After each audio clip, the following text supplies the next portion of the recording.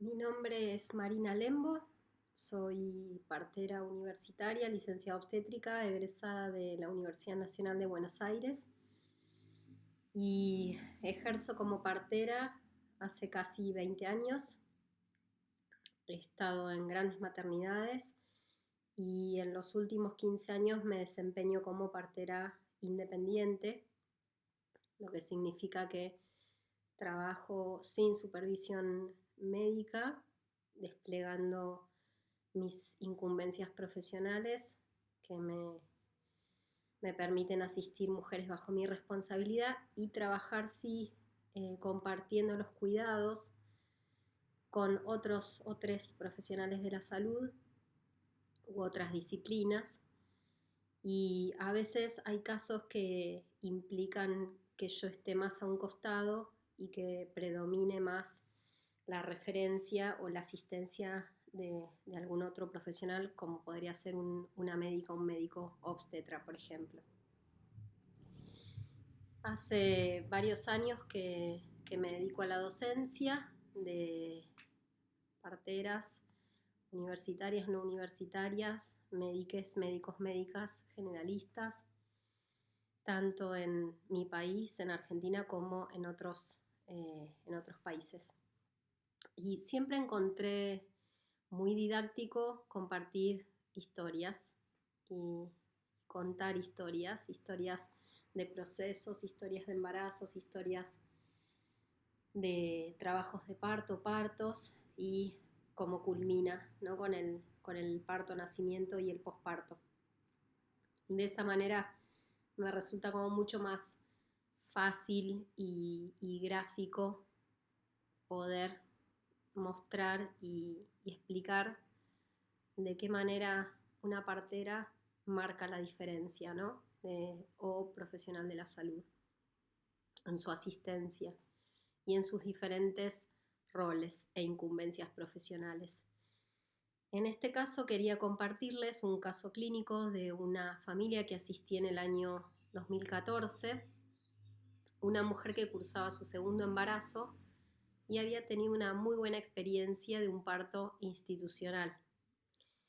En general, la mayoría de las familias que acuden a mí en busca de un parto domiciliario, quienes han tenido ya otros niños, niñas, niñeces, buscan de alguna manera en el parto en domicilio una asistencia menos invasiva, menos medicalizada, de rutina, y que contemple sus individualidades.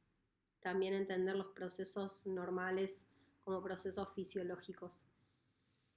Y también están abiertas muchas familias a los beneficios y las bondades de otras medicinas.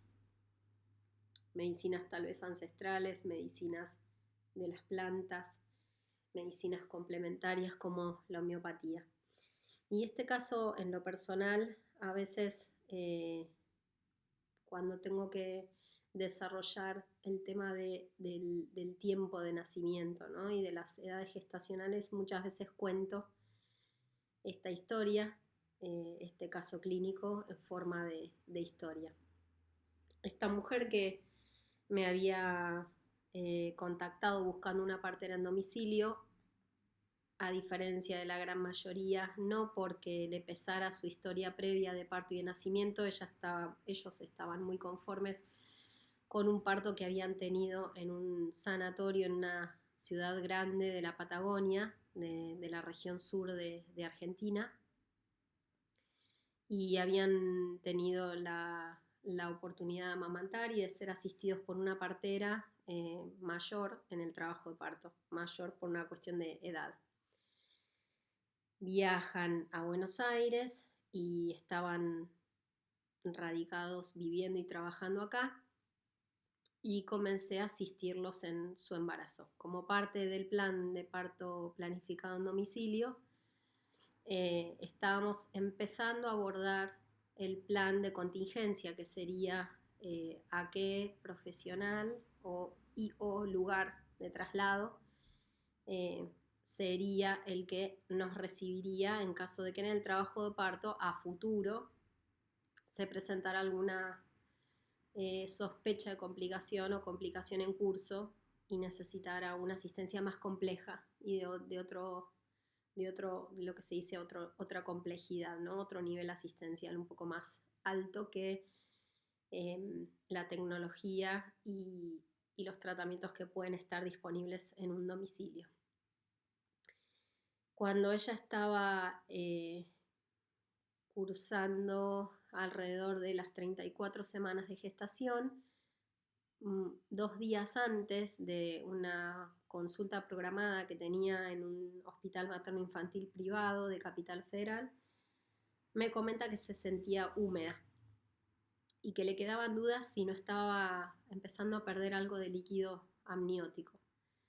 Le di las pautas, le sugerí que usara un apósito de gasa y algodón para poder evaluar si perdía líquido. Seguimos comunicados durante el día y al correr del día no sintió más humedad, no volvió a estar mojada. Al día siguiente amaneció estando seca y justo tenía consulta con una médica obstetra. Alrededor del mediodía me dice que nuevamente se sentía húmeda y que estaba la sala de espera completa de mujeres que estaban esperando consulta con esta médica. Entonces decide acercarse a la guardia de ese mismo hospital materno-infantil mientras estaba esperando que fuera asistida. Ella en un principio con el plan de comentarle que estaba planificando un parto en domicilio y que, bueno, necesitaba también organizar con antelación esto, ¿no? El plan de contingencia. Entonces, yo le comento, digamos, cuál sería el abordaje cuando una persona consulta a la guardia con motivo de dudas o sospechas de pérdida de líquido amniótico. Entonces, entre ellas le comentaba que se suele colocar un espéculo, que son como si fueran unas paletitas que entran en vagina y con un tornillito separan la vagina, que se suele poner como una lámpara que tiene un pie, entonces permite ver en el fondo de la vagina el cuello del útero. Generalmente se le hace toser a la mujer y se trata de ver si sale líquido amniótico por el orificio externo del cuello del útero, que la ecografía también es utilizada como un recurso para ver si hay disminución, si hay menos cantidad y de esa manera presuponer que está habiendo una pérdida de líquido. A veces se le hace toser a la mujer y en algunos lugares, que es algo como muy sencillo y muy práctico, con un bajalengua se suele levantar un poco de esas secreciones de ese material, se desparraman por un vidrio, por un portaobjeto y se colocan un microscopio óptico y simplemente se ve qué dibujo hace en el material del vidrio. Cuando se trata de pérdida de líquido amniótico, se ven hojitas como del típico helecho de la prehistoria, esos helechos que abundan por todos lados. Se llama cristalización. Entonces, bueno, son como recursos, ¿no? Se acerca a la guardia, en la guardia no la tratan muy bien, la toman como una mujer alarmista que estaba molestando y le hacen un examen vaginal y la hacen toser. No le colocan espéculo, no ponen el fotóforo, que es esta lámpara para iluminar el canal vaginal. Tampoco le hacen la cristalización, le dicen que ahí no tenían disponible eso y que no tenía nada. Entonces la mujer vuelve y espera bastantes horas a ser atendida en la consulta. Me comenta esto por mensaje, entonces yo le recomiendo que, como su plan inicial era hablar con la médica de posibilidades de que ella fuera lo que se le llamaría médica de respaldo para este plan de parto en domicilio, que directamente fuera la consulta de esto, ¿no? De estas dudas de que se estaba mojando, ¿no? Bueno, espera. Finalmente cuando la atiende la médica la vuelve a revisar y tal vez en ese momento se exteriorizó líquido o algo cambió o le prestó un poco más de atención a lo que la mujer estaba refiriendo y al revés de la reacción que había tenido la persona en la guardia, la médica que la examina, digamos, en la consulta, se alarma, se altera y entra en un estado de eh, como de agitación, de que tenía que quedar internada ya por que había roto bolsa estando embarazada de 34 semanas. Bueno, la mujer me mensajea y me dice quedó internada. A la noche de ese día me mensajea muy preocupada porque tenía que firmar, como es de costumbre, unos papeles, el consentimiento informado para ser asistida en la institución. Pero claro, todo era como demasiado amplio y básicamente ella estaba temerosa porque los consentimientos lo que planteaban era, bueno, si vos te internás en esta institución y sos asistida en esta institución, nos autorizás a que te hagamos cualquier tipo de tratamiento que a nosotros nos parezca. Entonces, por un lado era como todo muy vago y por el otro lado también pasan dos médicas que hablaban al pie de cada cama de la habitación en la que ella estaba con otras mujeres internadas y hablando como si ella no existiera, plantean que estaba como madura de alguna manera de 34 semanas y que, bueno, como que estaba lista para parir. Entonces la mujer me mensajea muy preocupada por el temor a qué le iban a hacer. Y sobre todo, bueno, estando de alguna manera familiarizándose a ser atendida bajo un modelo asistencial que caracteriza la asistencia de las parteras en todo el mundo, que es que las parteras garantizamos el derecho a la toma de decisiones y al acceso a información y a la autonomía de las personas, ¿no? En relación a su salud y la de sus hijas, hijos. Entonces me pide por favor si podía ir a verla al sanatorio para explicarle cuáles eran sus opciones, ¿no? ¿Qué opciones ella tenía sobre la situación que estaba transitando. Entonces, bueno, le habían hecho ecografía, al parecer el bebé estaba pesando 2,2 kilos cuando ella queda internada. El volumen de líquido había disminuido y bueno, la intención era inducirla para un parto de 34 semanas, suponiendo que la bebé estaba ya madura a nivel pulmonar. Entonces, bueno, me pregunta a mí qué otras opciones habría, ¿no? Entonces, una de las opciones que le comentaba era lo que se llama evolución espontánea. Una evolución espontánea con reposo absoluto, con la chance de que la posibilidad de que se sellara la bolsa, algo que la mayoría o casi todos los profesionales de la obstetricia, por lo menos en Argentina, niegan que sea posible, que eso exista, aunque está descrito en bibliografía extranjera, y yo en lo personal tuve el privilegio de asistir a una mujer con una franca rotura y un oligoamnios, o sea, pérdida total de líquido que después selló y se comprobó por otras ecografías siguientes y otros signos clínicos de que ya no estaba la grieta, digamos, ¿no? la rotura en la bolsa. Entonces le comento a ella de la posibilidad de reposo absoluto, de considerar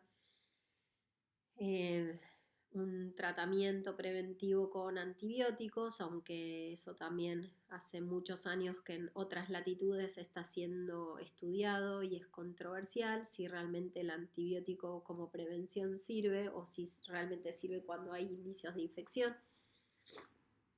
Sus análisis de sangre en la institución daban normales en relación a parámetros que hablan de infección ovular, que sería de la bolsa de las aguas o intrauterina, en su estado clínico general. Entonces, bueno, no estaba siendo como posible que eso ocurriera en la institución porque el el plan de asistencia que le estaban brindando en la institución era inducción a las 34 semanas y le damos un empujoncito a este bebé para que salga, en vez de evolución espontánea y continuar corroborando y cotejando el bienestar, la salud y darle al bebé chances de que siguiera eh, madurándose dentro de la madre. Entonces, nada, siendo que en la institución querían de alguna manera desocupar la cama con el bebé ya afuera, ella, por otro lado, había comenzado su embarazo asistiéndose con una médica que sí tenía cierta eh, apertura y disposición para ser médica de satélite y firmar el alta de esta mujer y trabajar en conjunto conmigo en lo que podía ser una internación domiciliaria. Me comunico con la médica me dice, mira, yo en lo personal no tengo experiencia de lo que sería asistir en una internación domiciliaria a una mujer, pero bueno, si vos sabes hacerlo, estoy dispuesta a firmar el alta. Y entonces yo le planteo que el plan ideal era que de irse la mujer a su casa, tenía que ella y su pareja, su familia, eh, tomar el compromiso y la responsabilidad de cubrir cuidados que en la institución lo brindan tal vez, por ejemplo, varias enfermeras o enfermeros, ¿no? Conseguirse una chata para no moverse ni para ir al baño, que su pareja iba a tener que estar al cuidado de su aseo, que iba a tener que tomar antibióticos y prestar mucha atención a la temperatura, a ver si tenía algún cambio en la temperatura corporal, ¿no? Algún indicio de fiebre, como un signo de quizás infección, que tenía que sacarse sangre en domicilio y hacerse ecografías y también hacer muchas consultas, visitas mías y de otra de mis compañeras al domicilio para seguir cotejando el bienestar de ella y del bebé y tomar nota de todo lo que ellos notaran, ella y él, su compañero, con respecto a la cantidad de pérdida, a las características de los líquidos y las secreciones, las contracciones, todo como muy prolijamente anotado. Y bueno, decidieron correr con con ese compromiso, con esa responsabilidad que venía de la mano con la decisión que estaban tomando de la internación domiciliaria. También estaba el acuerdo que si en la casa se desencadenaba el inicio del trabajo de parto en una edad gestacional que era menor a las 37 semanas, el parto iba a ser en la institución con esta médica, entre comillas, satélite o supervisando o de manera cooperativa, no autoritaria, de trabajo en conjunto. Y yo iba a poder ingresar con ellos para acompañar en un parto con la mínima intervención o bueno, tratando de mantener la completa fisiología y la espontaneidad en el proceso en caso de pensar en un parto prematuro. Así que estuvo en la casa en reposo absoluto durante 3 semanas. Y así alcanzamos por 2 días casi las 37 semanas. Semana a semana ella iba teniendo cada vez más contracciones en los días. Por momentos perdía muchísima cantidad de líquido, por momentos nada de líquido. Con respecto a las terapéuticas, ellos continuaban con la cobertura del antibiótico y también habían agregado homeopatía para mantener el útero relajado y sin contracciones. Habían sumado también la cobertura con tintura madre equinacia que fortalece el sistema inmunológico, y le prestaban mucha atención a los apósitos estériles, que también los habían comprado, y bueno, y el aseo, ¿no? Pero sobre todo la quietud, y incluso la quietud mental. Ella trataba por momentos de hacer algunos ejercicios de respiraciones o de mantener como su estado mental lo más este, apagado posible, ¿no? Porque bueno, al estar en la casa y no poder ayudar con la crianza de su otro hijo, su pareja haciéndose cargo de el otro niño de ella, de las tareas del hogar, de ir a trabajar, se estaba empezando a tornar como pesada, ¿no? La, la dinámica, digamos, familiar, y ella en cómo se sentía también de alguna manera incómoda y molesta, ¿no? Así que, bueno, siguió con sus análisis de sangre a domicilio, que daban bien. Vino un médico ecografista, le hizo una ecografía cuando ella estaba de 35 semanas, y le dijo que era un bebito casi de 37 semanas por el peso, que eran un poco más de 2,6 kilos. Entonces el marido un poco se molestó conmigo porque le parecía que era como demasiado exagerado la indicación del reposo absoluto y de tantos cuidados. Bueno, después de esta ecografía de las 35 semanas, donde en teoría estaba de, de unos 10 días más, aunque sabemos que las ecografías del final de la gestación tienen mucho margen de, de error o de diferencia, y pueden informar, no sé, que se trata de una gestación de 36 semanas y en realidad pueden ser 33 o 34, o pueden ser tal vez 37, 38 también, ¿no? Y bueno, el marido molesto, seguimos como con la meta de llegar a esas francas 37 semanas, y a mí en lo personal me daba la sensación de que hasta un punto era saludable frenar el proceso, ¿no? Frenar el proceso de las contracciones, tratar de mantener a ese bebé dentro, pero el cuerpo estaba empezando semana a semana a dar indicios de que como que quería sacar a ese bebé, ¿no? Entendiendo también la sabiduría, ¿no? de la biología.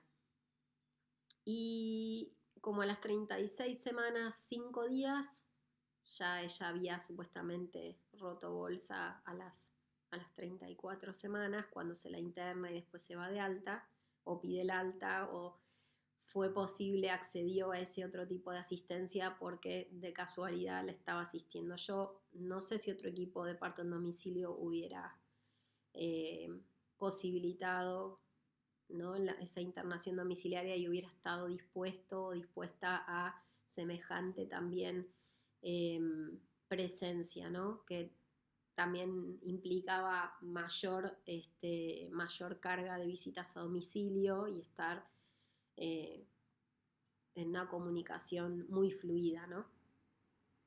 Así que bueno, inicia con un episodio de algo de pérdida de sangre, que parecía que era del cuello del útero modificándose, tal vez como parte de esas contracciones más seguidas, y bastante pérdida de líquido. Entonces voy a la casa y ella estaba en reposo, como siempre, y los latidos impecables, los signos vitales de la madre muy bien.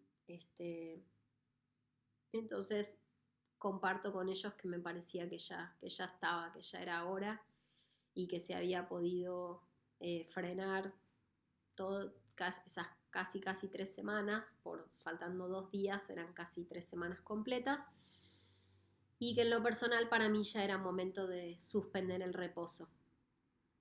Entonces, bueno, ella empezó de a poquitito a moverse en la cama, acostada, y con mi compañera de a poco la ayudamos a que se empezara a incorporar, pero en realidad era de salir de esa horizontalidad de tantas semanas.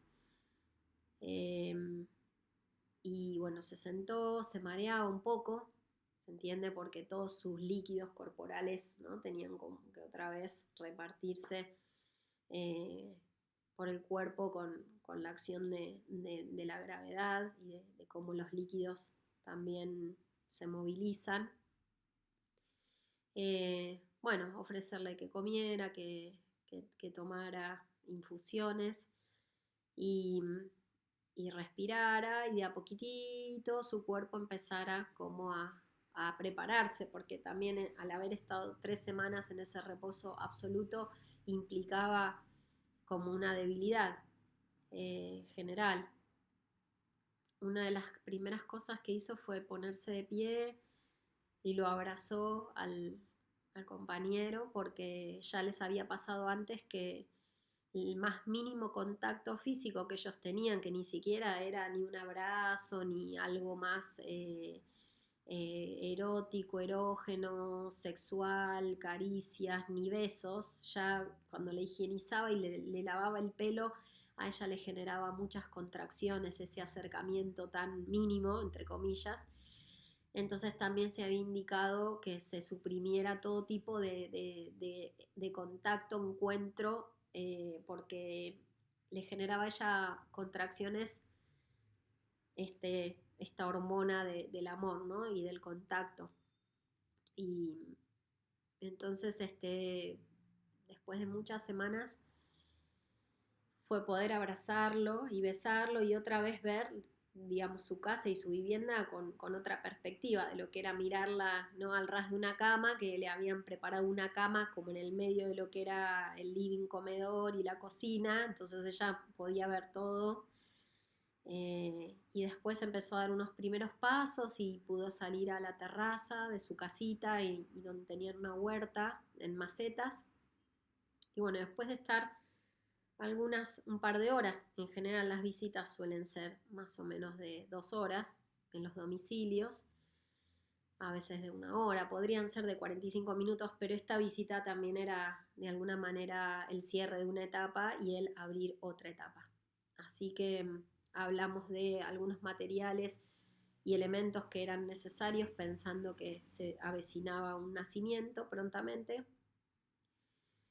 en teoría de una bebita, como ya entrando al término. Así que, bueno, dando todo dentro de la normalidad, nos retiramos. Vuelven a mandar mensaje, mandan foto, pérdida de sangre, nuevamente parecía que era de la dilatación que estaba empezando a modificarse, más contracciones, más pérdida de líquido, y esto fue como a las 3 menos 20 de la mañana. 3:05 de la mañana, yo ya estaba en el domicilio de ellos, vivían relativamente cerca de donde vivo y tengo el consultorio. Y bueno, todo evolucionó como un trabajo de parto normal, fisiológico, saludable, el patrón de contracciones, el estado de relajación del útero entre contracciones, la vitalidad del bebé, la oxigenación, la fuerza del bebé en los movimientos, en las aceleraciones de sus palpitaciones o los pulsos, ¿no? La frecuencia cardíaca del bebé intraútero, el líquido era transparente y todo daba normal, la presión de la madre, la temperatura corporal y demás. Bueno, finalmente, alrededor de las 8:30 de la mañana, nace finalmente la niñita y al recibirla la mujer para en el baño sentada, y bueno, muy calefaccionado el ambiente, templado, y la recibo con toallas limpias, digamos calentadas previamente para recibir a la bebé, y noto que era una bebé muy pequeña.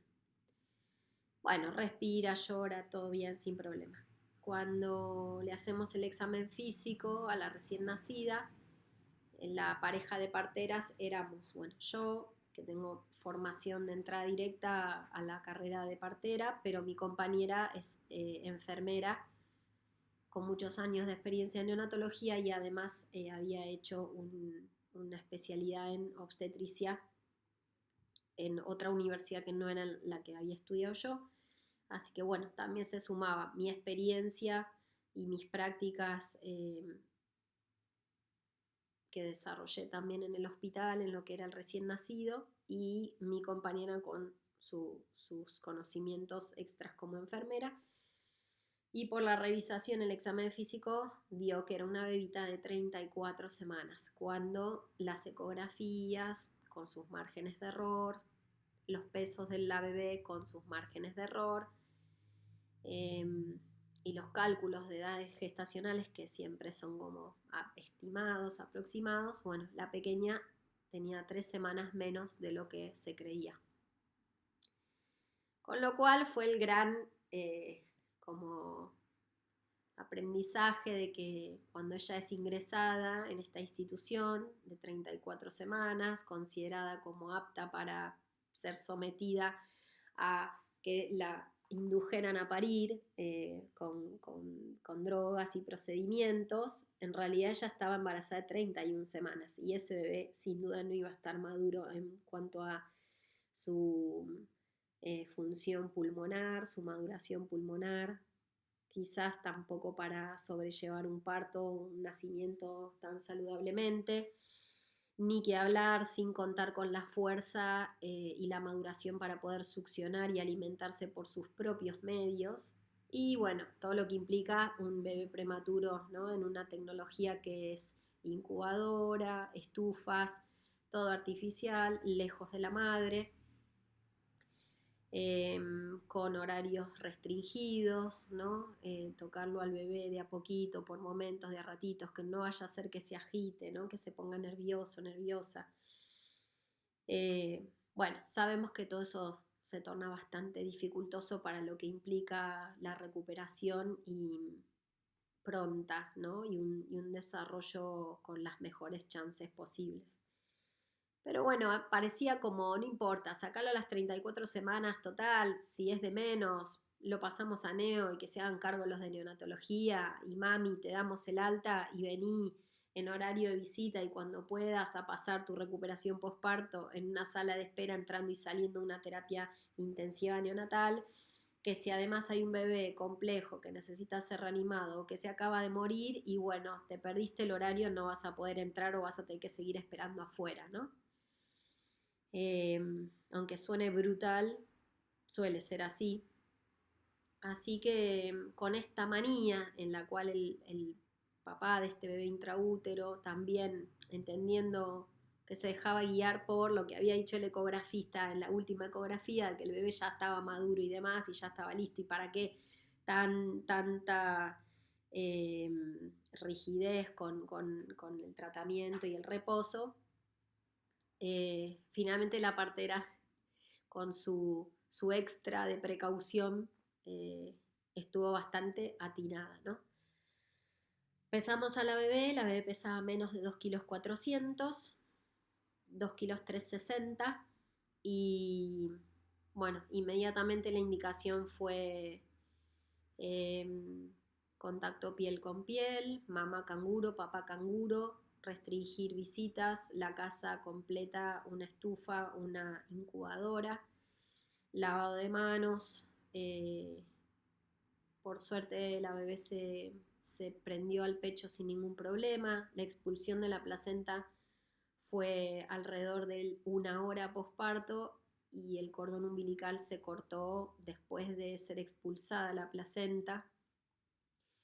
Esperando que ese bebé recibiera no solo la transfusión de sangre que la placenta hace al feto, al recién nacido, activa, ¿no? Con el bombeo y el pulsar cuando uno siente el cordón umbilical aún latiendo, sino que también se permitió lo que es la transfusión de sangre pasiva cuando ya no está ese pulso palpable, digamos, ¿no? Pero sin embargo el cordón umbilical se sigue exsanguinando, se sigue desangrando hacia el bebé.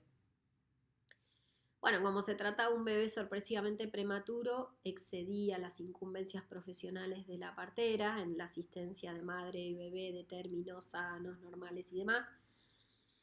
Así que empezamos a llamar a diferentes neonatólogos para ver quién podía venir a revisar a este bebé. En realidad era la redundancia de lo que nosotras también con nuestras destrezas y saberes habíamos cotejado, pero bueno, desde lo legal correspondía. No conseguimos ningún neonatólogo o neonatóloga que viniera al domicilio. Había algunos que estaban receptivos, pero la familia tenía que salir del domicilio y ir a un consultorio particular. Así que finalmente fue a hacerles el examen físico y la revisación una médica generalista, y encontró, bueno, todo como en las mismas situaciones que nosotras, y en su aporte lo único que enfatizó tal vez era el beneficio de administrarle vitamina K, más allá de que esa bebé había recibido muchísima vitamina K, que la placenta le había administrado de manera natural con esta transfusión fetoplacentaria. Así que bueno, una bebé que a los 2 días de nacida pesaba 2 kilos 300, había bajado 40 gramos de su peso de nacimiento, y después a los 4 días de nacida ya había recuperado y sobrepasado su peso de nacida. Y bueno, y después fue en alza su crecimiento con lactancia materna exclusiva, mamá canguro, y al mes y medio posparto ya era una bebé que pesaba 4 kilos 150 aproximadamente. Así que, bueno, es un caso que, como tengo muchos otros, que iré compartiendo con ustedes, a quienes les pueda servir, de alguna manera para mostrar, ¿no?, cómo la partera puede desplegar sus conocimientos, sus habilidades, ser una figura que trabaja en prevención, que sabe trabajar con otros profesionales, otras disciplinas, que entiende también de la articulación de diferentes terapéuticas, y que puede adaptarse a lo que la situación presenta, y sobre todo informar a la familia de sus derechos y de sus opciones, ¿no? Lamentablemente esto es para pocos que pueden tener acceso a otros modelos asistenciales, y no todos los que brindamos asistencia en modelos asistenciales que coexisten con lo que abunda, con lo más masivo, común y corriente, tampoco brindarían estos servicios, o porque carecen de recursos o no tienen las redes construidas para poder trabajar en colaboración o en interdisciplina o en transdisciplina, o porque, bueno, no tienen los conocimientos de cómo articular, ¿no?, los dos mundos, digamos, ¿no? Y sobre todo cómo adaptarse a estas situaciones especiales, que en lo personal creo que son los casos donde más útil es todo lo que les podemos brindar para prevenir, y también para pensar en una salud a mediano, a largo plazo y a muy largo plazo. Bueno, espero que les haya resultado interesante. Después les voy a seguir compartiendo casos clínicos como si a modo de historias de nacimiento, y bueno, estoy acá para quien le interese mi experiencia.